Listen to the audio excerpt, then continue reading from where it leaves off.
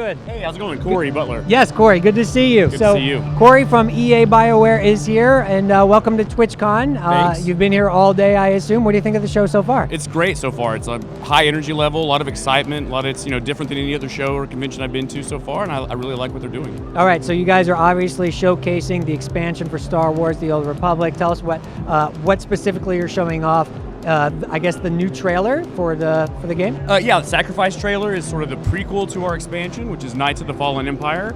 And that is really sort of us going back to our storytelling roots. So our players had said that they wanted more story in the game, and that's what this expansion is bringing. Yes. So it's actually a really great opportunity for brand new players to come in and approach the game, because we'll let you start at level 60. Okay. Every sub gets a free level 60 to play the game.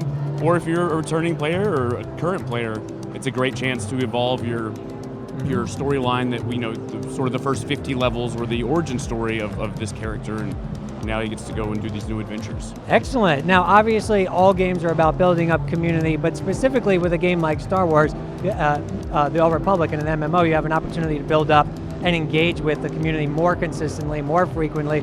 How is your all's approach to community engagement internally and on the priority scale? Is this like priority number one for you all? Oh, it's a huge priority. We have a great community team led by Eric Musco, and they stay, in a constant contact with our community. And we study, like myself, I study the metrics quite a bit, which is another way to see what the players are doing in the game and staying in touch with how they're playing the game. Excellent. So specifically in this expansion, tell us where we're at with it.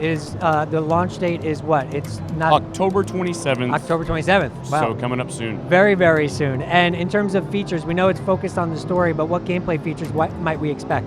So we've done a kind of a revamp to how we use our companions in the game. So you'll be able to go in and select a role for all of your companions. We're going to be introducing new companions, bringing back some old beloved companions. And really the most exciting thing to this evolution of our storytelling is that we're going to do episodic releases monthly right after the holidays. So with the expansion, with Fallen Empire, you'll get the first 9 chapters of the story, and then shortly after the holiday break and the new Star Wars film, we'll start releasing a new chapter every month. Excellent. So what is your all's thought on the approach to content coming from the streaming community in terms of what you want to see out of them?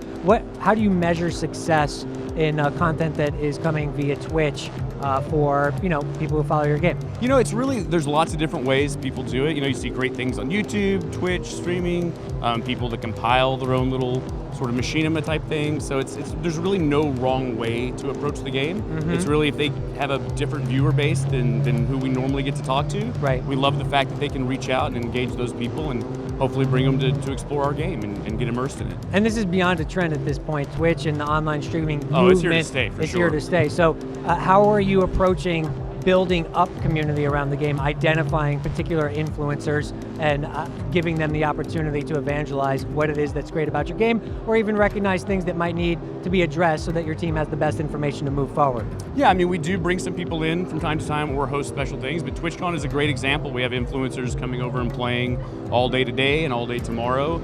So on the Amazon channel, there's somebody new and exciting playing the game every hour on the hour. Okay, so you're always kind of just monitoring that in terms absolutely. of what's there. So if somebody is interested in playing the new expansion when it comes out and streaming it, it's interesting, right? Because it's a story-driven game, it's a single-player experience, and I think a lot of the personalities on Twitch do a really good job of conveying what that experience is like. Yeah. Do you think that will help determine somebody's success in streaming this particular game? I think so, and I feel like most people are going to want to experience a lot of that for themselves, or if maybe they've made some choices in their game or played a different class, they might want to watch and see sort of where the other paths lead to, or what the other classes are up to. Okay, so what else is happening at Bioware? Where's my Mass Effect? That's a great question. I know, you don't work on that. No, I'm a huge Mass Effect fan, and I cannot wait. I've seen some stuff and stuff that you guys haven't seen yet. It all looks very amazing. Yes, well, EA and Bioware, obviously, a big audience. And do you think that the approach with the streaming boom that's happening right now changes in the coming years? Is it augmented? We saw video on demand coming to Twitch, which means that people are going to have more highly produced content they could put up as a source of entertainment for their communities. How are you positioning yourselves to think of not just about 2015 and the launch of this particular product, but moving forward, what that means for you and your community? Yeah, I mean, I wouldn't say that streaming is in its infancy. I think it's just out of that stage at this point, but it's still going to be a growing and an evolving thing. It's really just, I think the way people build games might change a little bit because of this, and we'll make games that are going to be a little more conducive to that environment. Almost like if you're going to live your life with a GoPro camera strapped to your head, how would you live your life if you if you didn't have the camera? I do actually. Do you? That's very nice. A lot of people know that. So a lot more base jumping than a lot you more would base do normally. in Yes. normal life. You should watch me shop. It's really entertaining. Online shopping. Of Online course. shopping. No, but that is actually a really great point, and that's what I've been trying to figure out from developers and publishers about their approach to design, how the movement of streaming and making sure that your game isn't just playable but watchable is going to impact. What does your gut tell you?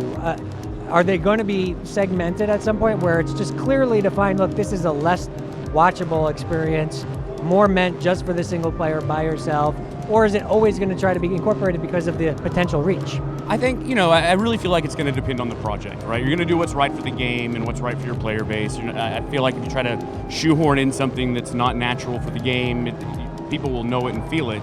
So, I think ultimately there's going to be a balance between both. There's always going to be people that want to have that experience that's just for them and a personal experience, and there's going to be the one that's on a big, broader scale. And there are ways to approach that where, in a primarily single-player game that has a different mode, like a multiplayer or a co-op or some other mode that is much more visceral and exciting to watch. Like that's one way to sort of check that box and allow people to still do that. And that's what it kind of reminds me of a little bit, just trying to navigate this space because, when everyone got online and everyone started playing online, it seemed like games were just intentionally adding online components just so that they had a check on the back of the box. Right. And it maybe wasn't the most well thought out or well implemented. And I'm just curious to see how game design might be altered by the knowledge that, hey, if we can incorporate this type of mode or this type of feature, it's going to make the game more watchable. But ultimately, at the core, right? It's interactive entertainment, right? So you need to be interacting with it to get the most out of it. Yeah, excellent. And what did you think of Twitch's announcements here at TwitchCon regarding video on demand and I think it's all very exciting. I actually haven't had a chance to get around and hear much or do much. I've been kind of in our little area. In your little world. Doing your thing. Head down doing our thing. But well, good. Hopefully after we wrap it up a little bit today, I'm going to roam around and see what everybody else is up to. Well, I'll let you do just that. Thanks so much for stopping by. It's good to see you. Appreciate it. And tell them one more time when the game is coming out. So October 27th. If you subscribe now, you still have a chance to get our Knights of the Old Republic inspired swoop bike as a reward for subscribing early. And otherwise, it's free to all subscribers. So just sub in and jump in October 27th. Awesome. Thanks so much for your time, man. Thank you. Good to see you. Take care. Bye-bye.